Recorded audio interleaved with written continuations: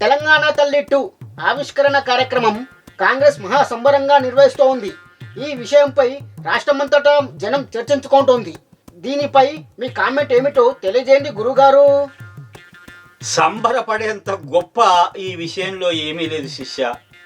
తెలంగాణ ప్రత్యేక రాష్ట్రంగా రూపుదిద్దుకున్న సమయంలో తెలంగాణ తల్లి విగ్రహాన్ని రూపకల్పన చేసి ఆవిష్కరించడంలో ఓ అర్థం ఉంది.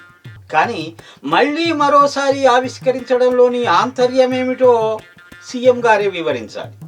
ఇది కక్షపూరిత కార్యక్రమమేనని జనమంతా చెప్పుకొని తమ అసంతృప్తిని వ్యక్తం చేస్తున్నారు.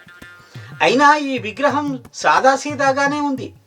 తొలుత విగ్రహంలోని ఆ టీవీ, ఆ రాజసం ఇందులో లోపించిందని చెప్పుకుంటూ తెలంగాణ జనం విచారాన్ని వ్యక్తం చేస్తూ సీఎంపై తమ అసహనాన్ని తెలియజేస్తున్నారు.